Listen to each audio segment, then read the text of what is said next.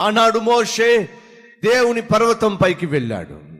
దేవుని పర్వతం పైకి వెళ్ళిన మోషే దేవునితో గడిపినప్పుడు, ఆ పర్వతం పై నుంచి కిందకు దిగి వచ్చినప్పుడు చుట్టూ ఉన్న ప్రజలందరూ మోషేను చూసి ఏమన్నారో తెలుసా?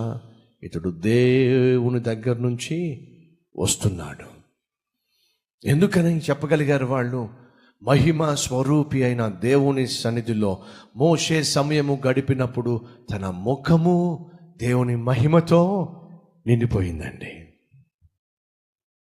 నువ్వు నిజంగా దేవుని సన్నిధిలో మోకరించినట్లయితే, నువ్వు నిజంగా దేవుని సన్నిధిలో కనిపించినట్లయితే ఆ దేవుని శక్తిని పొందుకుని బయటకు వస్తావు. పాస్టర్స్ సదస్సు జరుగుతున్నప్పుడు ఆ సదస్సులో టీ బ్రేక్ ఇచ్చారట. అందరూ టీ తాగుతూ ఉంటే ఒక పాస్టర్ గారు పక్కనే ఉన్న గులాబీ తోట ఉంటే పక్కన ఉన్న గులాబీ తోటకి వెళ్ళి ఆ తోటలో చక్కగా చక్కర్లు కొట్టి ఆ గులాబీ పువ్వులన్నీ చూసి సంతోషంగా సమయం గడిపి మీటింగ్లో వచ్చి కూర్చున్నాడు. అందరూ వచ్చి కూర్చుంటున్నప్పుడు ప్రక్కనే ఉన్న వ్యక్తి అన్నాడు, ఏమండి మీరు గులాబీ తోటలోకి ఏమైనా వెళ్ళొచ్చారా అని అడిగాడు. ఎలా చెప్పగలిగారు మీరు? మీతో పాటు గులాబీ సువాసనను తీసుకొచ్చారు, అందుకే నేను చెప్పగలిగాను మీరు గులాబీ తోటకు వెళ్ళొచ్చారు అని చెప్పి. ఏమైనా అర్థమైందా మీకు? ఒక గులాబీ తోటలోకి వెళ్ళి 15 నిమిషాలు సమయం గడిపోస్తే అతను ఏం తీసుకొచ్చాడట? తనతో పాటు గులాబీల సువాసన తీసుకొచ్చాడు.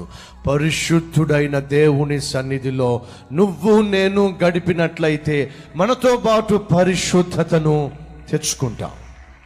ప్రశాంతుడైన దేవుని సన్నిధిలో మనం సమయం గడిపితే మనతో పాటు ప్రశాంతతను తెచ్చుకుంటాం. సమాధానకర్త అయిన దేవుని సన్నిధిలో మనం సమయం గడిపినట్లయితే ఆయనతో పాటు మనం ఏం తెచ్చుకుంటాం? సమాధానం తెచ్చుకుంటాం. దేవుని సన్నిధిలో మోకరించి ఆయన సన్నిధిలో ఉన్నటువంటి పరిశుద్ధతను, ప్రశాంతతను, ప్రసన్నతను అనుభవించే వాళ్ళు మనలో ఎంతమంది ఉన్నారు?